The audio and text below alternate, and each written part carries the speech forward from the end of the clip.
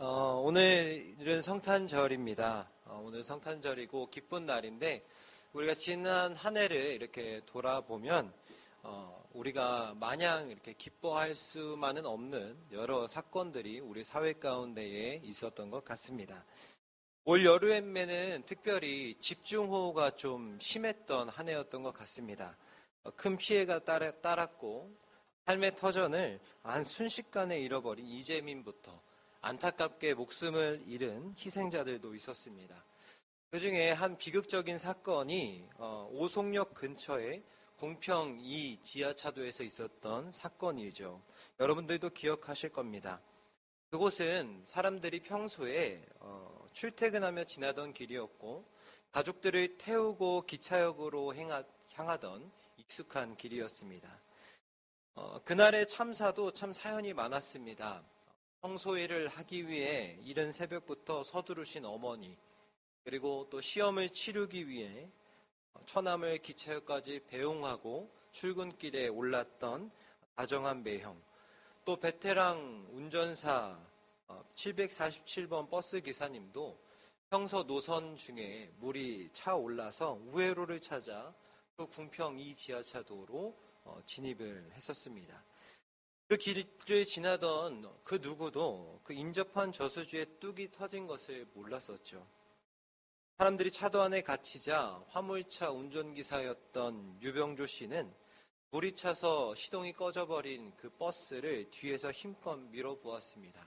하지만 너무나 빠르게 차오르는 그 흙탕물 때문에 화물차 역시 시동이 꺼지고 말았죠.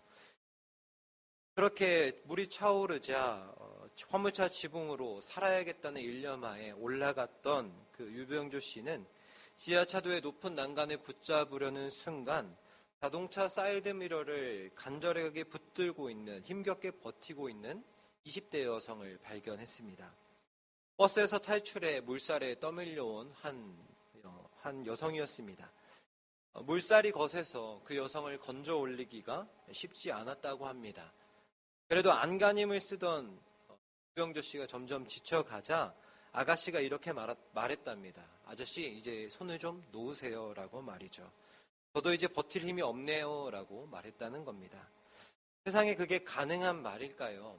그 여성은 아마도 행여나 자신 때문에 자기를 구하려던 이 유병조 씨도 물살에 휩쓸릴까 걱정했던 것 같습니다.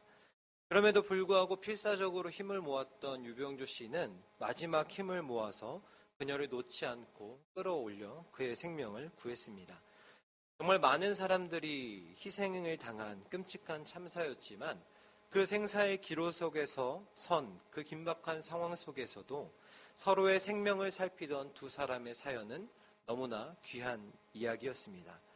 어디 이들 뿐이겠습니까?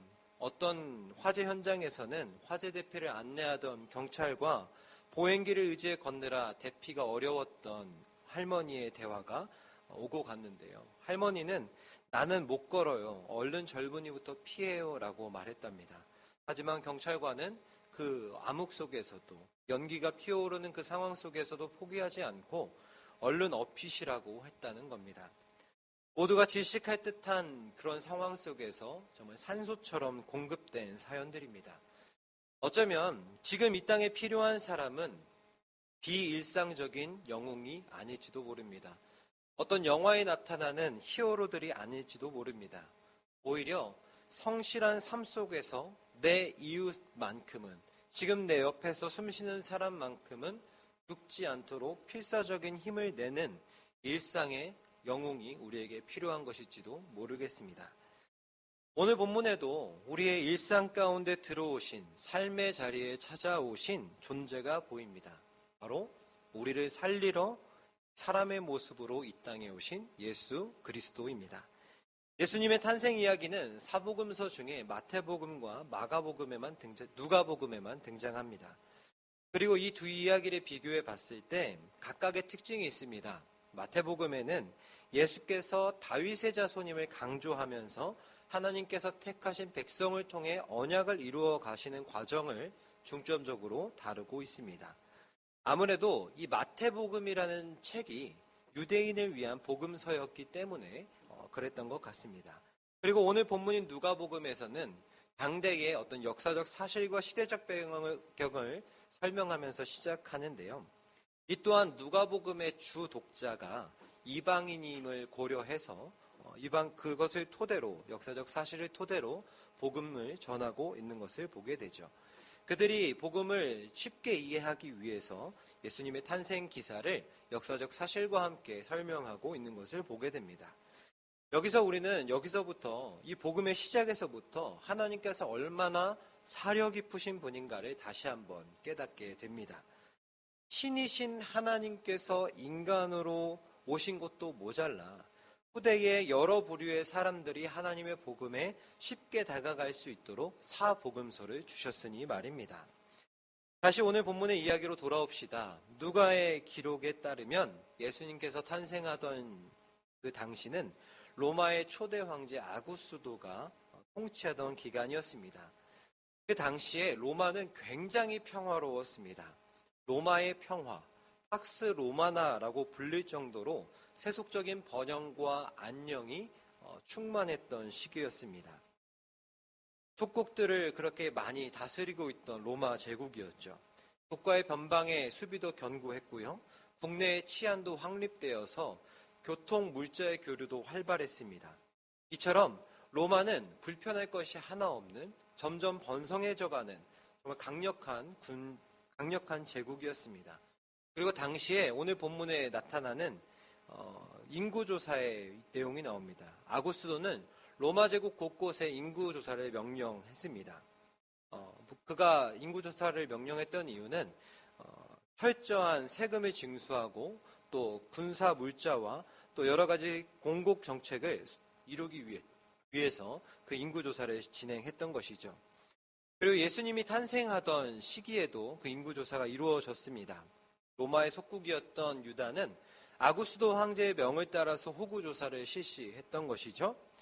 다른 나라의 인구조사는 거주지에서 참여하면 됐습니다. 가서 자신의 호적을 등록하면 됐는데 유다는 관습적으로 지금 머물고 있는 곳이 아니라 자신의 고향으로 찾아가서 호구조사에 참여해야 했습니다. 그렇게 요셉과 마리아는 그 유다의 관습을 따라서 그리고 황제의 명을 따라서 인구조사에 참여하기 위해서 머물고 있던 나사렛 땅에서 베들레헴으로 향하게 됩니다. 요셉과 마리아가 있던 그 나사렛에서 베들레헴까지의 거리는요, 약 145km 정도 됐습니다. 굉장히 먼 거리죠. 당시 부유했던 사람들은 이동할 때 나귀나 말을 타고 그렇게 교통수단으로 삼고 이동을 했습니다. 하지만 요셉과 마리아는 우리가 잘 알고 있듯이 부유한 사람들이 아니었습니다. 게다가 현재 마리아는요, 임신 9개월의 만삭의 몸을 하고 있는 여인이지 않았습니까? 그렇기에 이 100km 넘는 그 길을 이 둘이서 여행한다는 것은 사실 불가능에 가까운 큰 위험을 감수해야 하는 그런 상황이었습니다. 그러나 이들의 고생길은 여기서 멈추지 않죠. 우리가 익히 알고 있듯이 그들이 베들레헴에 도착했을 때도 인구조사를 위해 몰려든 다른 사람들 때문에 그들이 머물 수 있는 장소를 찾는데 굉장히 어려움을 겪게 됩니다. 여러분 한번 지금 당시의 요셉과 마리아의 행색을 한번 상상해 보십시오. 그들은 만삭의 몸을 이끌고 도보로 수백 킬로를 꾸역꾸역 왔습니다. 그렇게 베들레헴에 도착을 했는데 이제 좀 쉬기 위해 숙소를 좀 찾아보려고 하는데 가는 곳마다 백방으로 알아보아도 쉴 곳이 없었다라는 것이죠. 심지어 마리아는 이 만삭의 몸으로 너무 무리를 한 탓인지 출산이 임박한 것처럼 보입니다. 그리고 요셉과 마리아는 끝내 제대로 된 보금자리를 얻지 못하고 우리가 읽진 않았지만 오늘 본문 앞에 있는 7절 말씀에 예수님을 포대기에 싸서 구유에 놓았다라고 기록하고 있죠. 아기를 누일 곳이 없어서 짐승의 먹이통에 아이를 누인 것입니다. 일반적인 출산의 모습은 전혀 아닙니다. 오늘날 출산을 해보면 간호사와 의사가 필요하죠. 그처럼 예수님 당시에도 아이를 출산하려면 산파와 또 아이를 출산하기 위한 여러 집기들이 필요했기에 넉넉한 공간이 필요했고 청결한 공간이 필요했습니다. 그러나 예수님께서는 정말 가장 기본적인 것조차 갖추어지지 못한 상태에서 태어난 것이죠. 그렇게 생각해 보면 이 일이 예수님의 탄생이 얼마나 비참하고 암담한 상황인지 모르겠습니다. 어쩌면 요셉과 마리아는 하나님을 향해 원망을 했을지도 모르겠습니다. 성령으로 잉태되어 자기 뱃속에 하나님의 아들을 품고 있는 그 현실을 믿기 어려웠을지도 모르겠습니다. 열방의 왕이시며 만유의 주이신 하나님께서 왜 우리에게 이런 어려운 일을 가게 하시는지 도무지 이해하기 어려웠을 겁니다. 차라리 나사렛에서 출산을 하고 몸도 좀 회복하고 여유가 있을 때 베들레헴에 내려가서 인구조사를 했으면 얼마나 좋고 편했겠습니까? 세상 사람들은 이를 두고 속국의 백성의 비애라고 생각할지도 모릅니다. 팍스 로마나라는 말도 실은 로마 입장에서나 평화고 안녕이지 다른 속국들의 입장에서는 불안과 고통, 두려움의 그늘 아래 살아갔던 것이 아닌가 통탄할지도 모른다는 것이죠. 그러나 요셉과 마리아가 굳이 출산이 임박한 그 상황 속에서도 베들레헴으로 내려간 일, 그들이 베들레헴에서 예수님을 출생했어야만 했던 이 사건은 로마 황제 아구스도의 명령 때문이 아니었습니다. 실은 하나님께서 오래전에 계획하시고 이스라엘 속에 예언하신 일이 이 일을 통해서 이루어진 것입니다. 우리는 미가 선지자의 말을 기억할 수 있습니다. 미가 5장 2절의 말씀에 보면 이렇게 기록되어 있습니다. 세번역 성경으로 읽어드리겠습니다.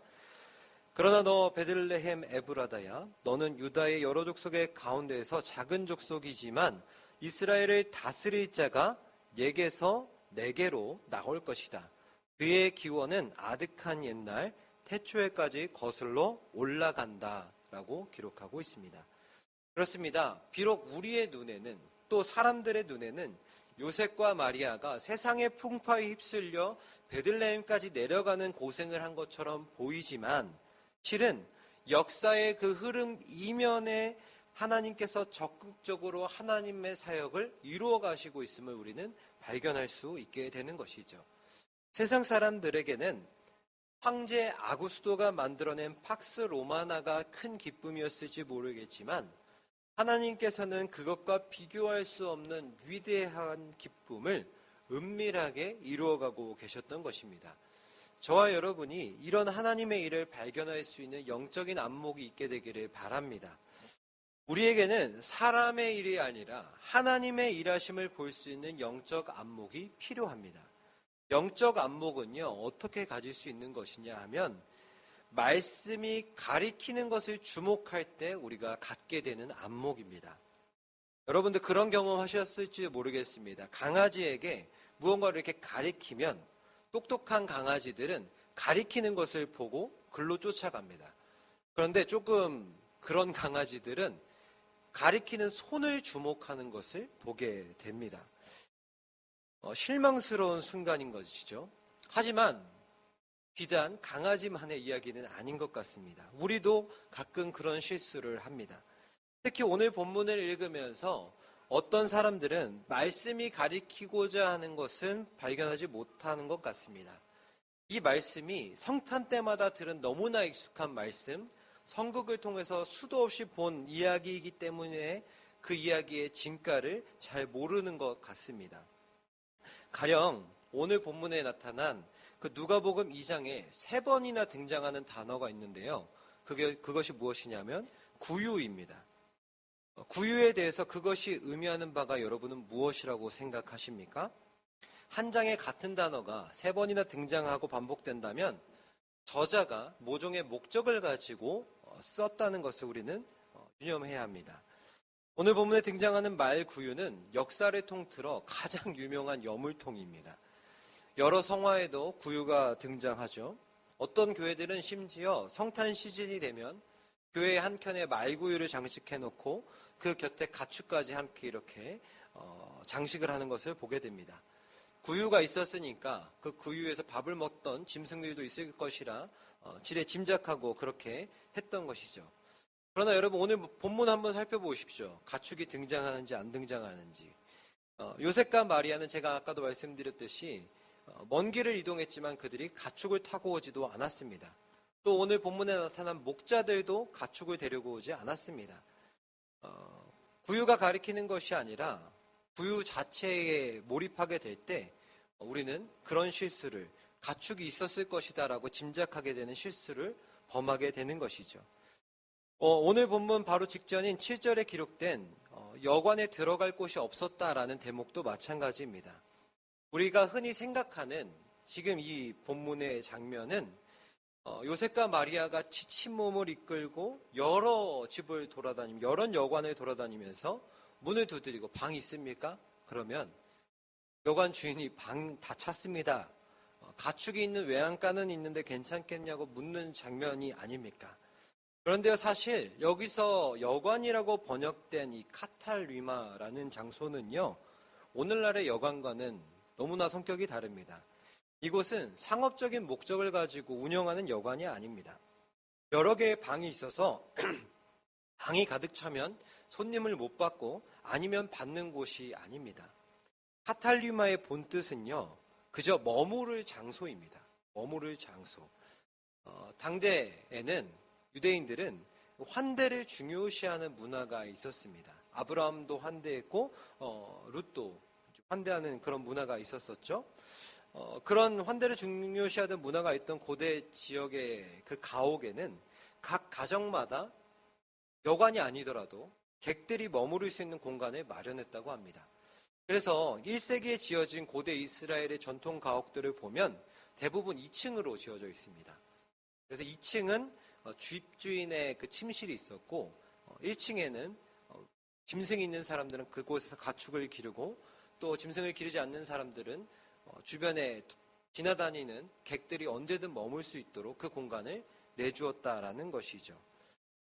그렇기에 우리가 이 대목에서 주목하고 기억해야 할 것은 당시 주변에 있던 모든 여관방이 가득 찼다라는 사실이 아닙니다. 베들레헴은 게다가 요셉의 고향이었습니다. 우리가 고향집에 가면 그래도 머무를 곳이 있지 않습니까? 그럼에도 불구하고 요셉은 고향이었지만 심지어 만색의 아내도 있었지만 이 두 사람조차 머무를 공간이 없었다라는 것입니다.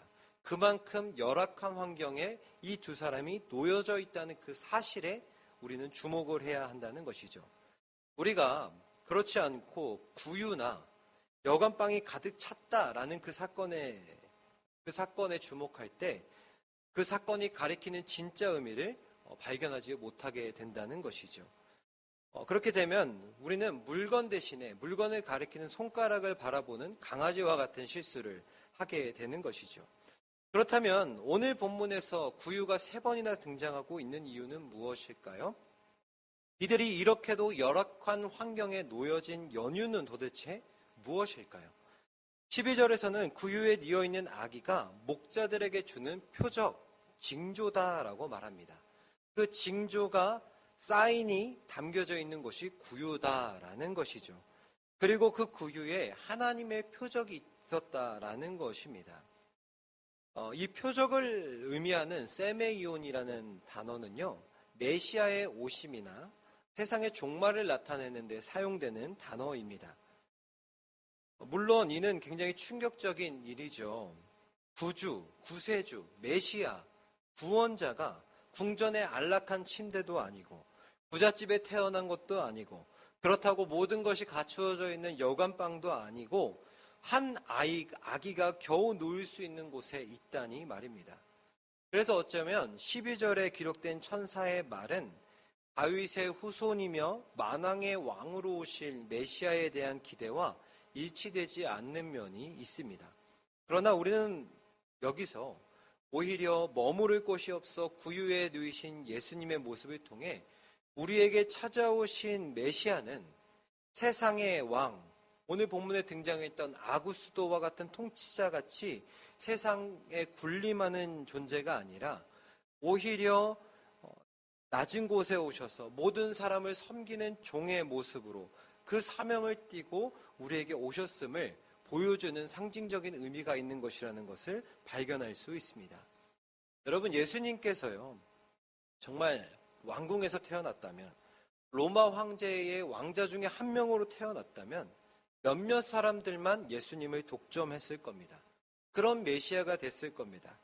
하지만 일상의 자리, 가장 낮은 자의 자리, 일반인들도 태어나지 않는 그 구유와 정말 말도 안 되는 그 장소 가운데 태어나신 예수님 덕분에 구원과 긍휼이 절실한 곳에 복음이 선포되어질 수 있었던 것이 아닐까요? 그리고 더욱 놀라운 것은 이제 이 아이의 탄생으로 하나님의 나라와 세상의 대결이 시작되었다는 것입니다. 표면적으로는 우리의 육적인 안목만으로 봐서는 너무나 약하고 상대도 되지 않을 것과 같은 싸움입니다. 로마 황제 아구스도는 나사렛 예수의 존재조차 몰랐을 겁니다. 그가 인구조사를 해서 호적을 올리든 말든 그저 아구스도에게 예수님은 한 산의 아이일 뿐이죠. 하지만 한 세기가 되지 못해서 로마에 있던 아구스도의 후계자들은 예수님의 이야기를 들었을 뿐만 아니라 그들을 말살하기 위해 혈안이 되어 있음을 우리는 보게 됩니다. 이뿐 아닙니다. 고작 300년이 못 되어 로마의 황제 콘스탄티누스가 1세가 그리스도인이 되지 않습니까? 그렇습니다. 사실 중요한 것은 구유가 아닙니다. 그들이 묵었던 것도 아닙니다. 이것들은 구유에 누운 아기의 신분과 이 아기가 앞으로 살아가면서 이룰 미션을 가리키는 손가락일 뿐입니다. 그래서 우리는 그 손가락이 아니라 그 손가락이 가리키는 것을 바라볼 수 있어야 합니다. 그래야 우리는 성탄을 통해 주시는 하나님의 기쁨을 맛볼 수 있게 되는 것이죠. 10절에 보면 천사든 목자들에게 온 백성에게 미칠 큰 기쁨을 너희에게 전한다고 말합니다. 여기서 온 백성은요, 단순히 유대 백성들만 의미하는 것이 아닙니다. 온 인류를 포함하는 말입니다. 그리고 큰 기쁨의 소식이란 예수님의 탄생이겠죠. 그렇다면 여러분, 예수님의 탄생이 우리에게 왜 기쁨이 되는 것입니까?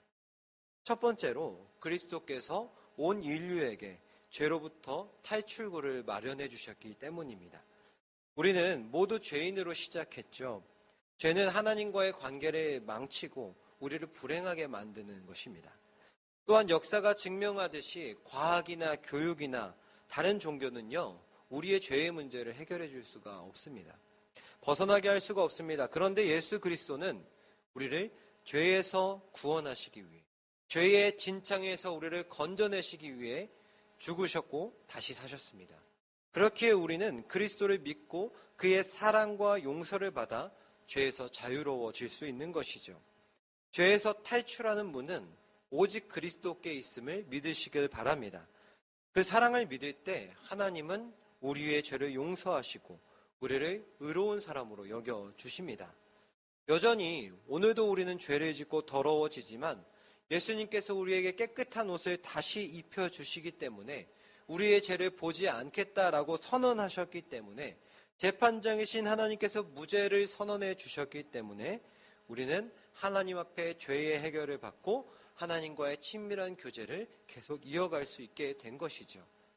또한 예수님께서 탄생하셔서 우리에게 주시는 두 번째 기쁨은 그리스도께서 우리의 죽음의 문제를 해결하셨기 때문입니다. 죽음은 우리가 모두 피할 수 없는 현실이죠.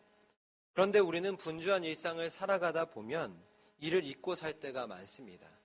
사실 저와 여러분의 앞에 항상 죽음이 동행하고 있지만 우리는 죽음을 저 멀리 있는 나의 이야기가 아닌 남의 이야기로 치부할 때가 많습니다.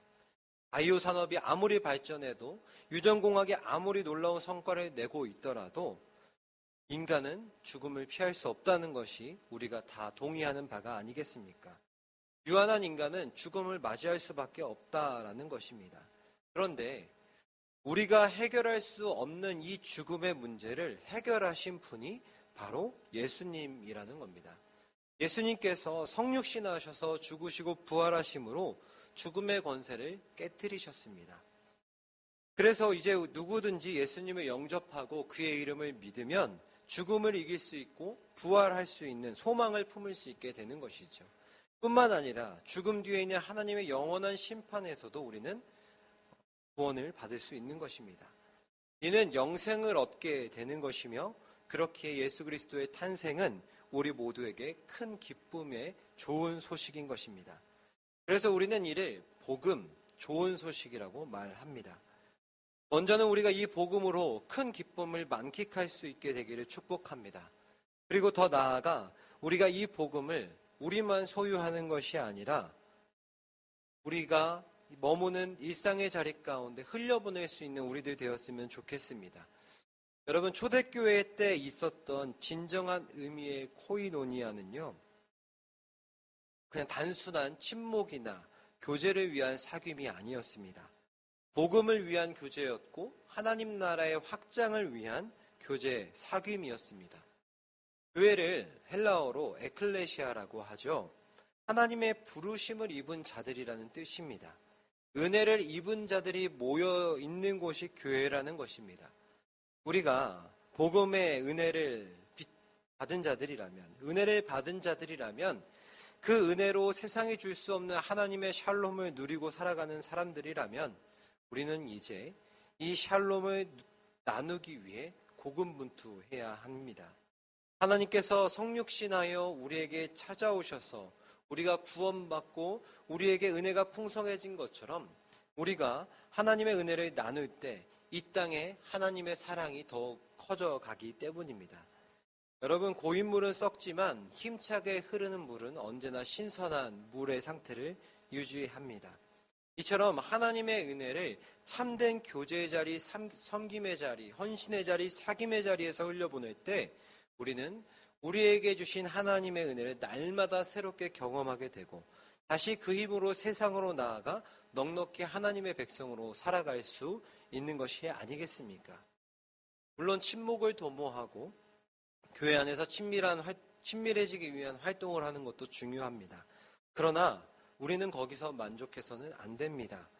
진정한 의미의 사귐과 교제를 향하여 나아가는 걸음이 더뎌진다면 결국 교회와 세상의 동호회의 구별은 사라지게 될 것입니다. 구별이 되지 않는다는 것은 거룩함을 상실한다는 것입니다. 그렇기에 성도는 복음을 위해 나의 즐거움과 편리함은 때때로 희생할 수도 있어야 하는 것이 아니겠습니까?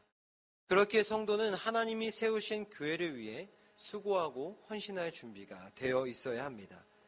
이는 목회자나 항존직에만 해당되는 이야기가 아닙니다. 성탄의 소식은 온 백성에게 미칠 큰 기쁨의 좋은 소식을 들은 우리 모두에게 해당되는 이야기입니다. 사랑하는 성도 여러분, 주님께서 우리에게 찾아오셨습니다. 성육신 하신 것이죠. 왜 그러셨을까요? 우리가 하나님께 나아갈 수 없는 존재이기 때문에 하나님께서 우리에게 오신 겁니다. 여러분들 그런 경험을 하신 적이 있는지 모르겠습니다. 타지에서 사는 가족이나 친구들이 여러분의 지역으로 놀러 왔을 때 길을 헤매면서 전화를 할 때가 가끔 있죠. 여기 어딘지 모르겠다라고 전화가 옵니다. 근데 우리는 그 동네를 훤히 알고 있기 때문에 그 사람이 어떤 건물을 말하더라도 어디인지 금방 알아차리죠. 그래서 우리는 안내를 해주거나 여전히 길을 못 찾아오면 우리가 가서 그들을 안내해주고 안전하게 집으로 초대를 합니다. 하나님의 성육신, 예수님께서 우리에게 오신 일이 이것과도 같습니다. 예수님께서는요, 진리의 길, 생명의 길을 찾지 못하던 우리에게, 못해 헤매던 우리에게 찾아오셔서 우리를 의의 길로 인도하고 계시는 겁니다. 그래서 우리는 이제 영적 미아에서 벗어나 우리의 참 부모이신 하나님의 발자취를 따라가는 하나님의 자녀가 될 수 있는 것입니다. 그래서 이제는 우리가 인생길을 잃은 이들을 향하여 복음의 길을 제시할 때라는 것입니다. 슬픔은 나누면 반이 되고 기쁨은 나누면 배가 된다고 하지 않습니까? 우리가 세상을 향한 큰 기쁨의 소식을 전하는 자들이 됩시다. 날로 어두워져가는 이 세대 가운데 복음의 빛을 발하는 자들이 됩시다. 우리의 일상에서 그리스도인으로서의 책임감을 가지고 빛과 소금의 역할을 감당합시다. 서두에서 말씀드렸던 그 일상의 영웅들처럼 성실한 삶 속에서 내 눈앞에 이웃만큼은 죽지 않도록 필사적인 힘을 냈던 사람들처럼 이 땅에 오신 그리스도의 삶을 뒤쫓는 신자들의 자세 또한 그래야 하지 않을까요? 상한 갈 때조차 꺾지 않으시는 예수님의 연민과 사랑이 가득한 성탄의 계절을 보내시길 바랍니다. 하나님의 말씀에 순종하여 가장 낮은 곳에서 가장 밝은 빛을 내시고 가장 열악한 환경 속에서도 가장 존귀한 가치를 드러내신 주님처럼 우리 또한 어두운 세상 속에 살아가지만 세상에 매이지 않고 하나님께서 우리에게 허락하신 큰 기쁨과 은혜, 그것들을 나누며 가장 낮은 자리 가운데 예수 그리스도의 향기를 드러낼 수 있는 존귀한 하나님의 백성들이 되시기를 주님의 이름으로 축복합니다.